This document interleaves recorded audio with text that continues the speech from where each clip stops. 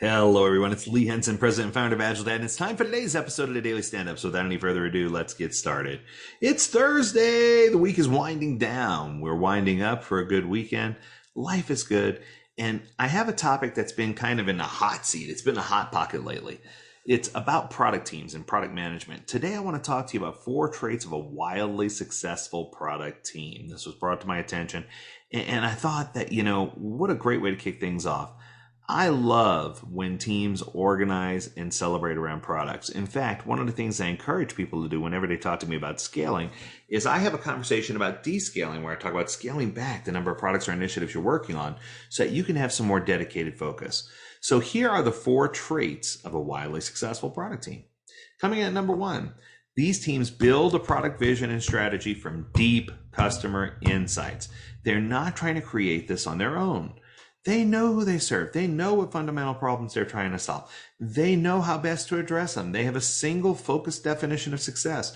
I think that what we miss sometimes is that we often have people who fill in the gaps as subject matter experts, and oftentimes they'll influence the product teams or they'll influence people. And it makes us miss out on the rich one-to-one interactions with the customers. And it doesn't allow us to feel the empathy that's necessary to say we walked a mile in their shoes, right? So it's important for us to have that customer empathy. That, in fact, that's the key to us understanding why customers act a certain way or think a certain way, and it can help us translate and prioritize their problems into real solutions. So I think it's just so important for us to really dig in and understand their needs. We need to build a product vision and strategy from deep customer insights. We need to know the customer upside down, inside out. Number 2, if you're on a wildly successful product team, the org chart does not define them. Let me explain what that means. When I say team, you need to review the notion of what a team really is. So Google had a project, I believe it was called the Aristotle Project, and they said teams are highly interdependent. They plan, work, solve problems, make decisions, and review progress in service of a specific project. Team members need one another to get work done. That is so true, right? It's not how, most importantly, successful teams just don't need to show up on an org chart as is, right? The different functions can report to their respective functional leaders. Engineers can report to an engineering leader, product marketers to marketing, but it's important that we have T-shaped teams that have laser sharp focus, that are able to build beyond a component. We want feature-based teams. We want behavioral-driven teams. We want teams that can tie that product and strategy into what the right solution is. And I think it's important for us to include business analysts, functional analysts, technical analysts to help product ownership really understand what's going on. But it does all boil down to one product owner who represents the best interest of our customer. Trait number 3. They stick to specific functions in manageable size. I love this. Let's just call it the minimal viable format, right? I've seen this included in almost every project that I've ever been on, but some people just don't understand what that means. So sometimes people take things to a program management level where they're talking about technical support, marketing, sales, product teams, and they're trying to organize everything the way to shortest job first, and they're trying to get all these incredible people involved. And what ends up happening is you have so much upfront overhead that you never get to actually build the increment that you're trying to build.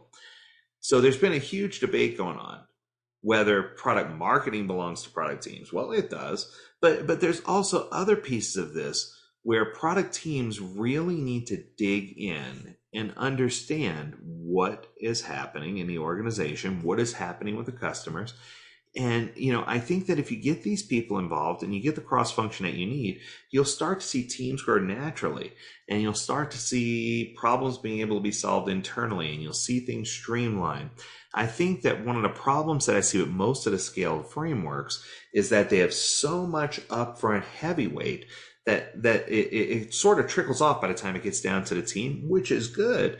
But without that team involvement, without the technical involvement, what winds up happening is you planned a whole bunch of things without having the right people in to give you some insight. So I think you need to put a little bit lighter weight planning up front. Don't be afraid to use some design thinking techniques. I think that's great. But pull it in closer to the team, because once you start going beyond 10 to 12 people, you really start losing effectiveness. I'm going here. From the PMP, I learned that the lines of communication state that any more than 9 people on a team your model for effectiveness, your formula for effective communication just completely breaks down. So it's important for you to make sure you have teams that are right size, even if you're in a large company, and that you have a clear goal and that you understand the direction you're going and that you have the right people in the room to help, get things to a manageable size. Last but not least, wildly successful product teams operate on trust and cohesion. Oh my goodness. This couldn't have been timed better. I was recently talking with a group and they had huge trust issues. Leadership didn't believe that teams were doing all that they could. The teams believed leadership didn't know what they were talking about. It was incredible. Teams are disbanded at the end of projects, and they always try to pick the best people to work together, regardless of what was happening. It was a big mess, right? And I think that when you cement trust in over time, and that you build this respect, and you build a profound care for each other on a team, they start behaving like a team of individuals, and they come in with a no BS culture. Now I can say BS because that stands for believability statistic, right? So, so they come in with a no BS culture, and they start to really refer back to the customer's voice and understanding the problems that are worth solving and really getting this cohesion together. So they create an environment, and oh my goodness, I talk about this every single class. They create an environment of psychological safety where radical candor can be practiced and people can talk about things, the good, the bad, the indifferent, and they can really get their thought processes moving so that they can build the right successful product team and really have the right people and the exact members that they need and have the rich one-on-one interactions and really get things rolling along. I guess in summary, what I'm trying to say is I think that too often we're trying to overcomplicate what product teams do and who should be involved. And I think that if you stick with the concept of Po Bafata, understanding that the Po has the total control, that the business analyst, functional analyst, and technical analysts are there to support the Po and uplift them.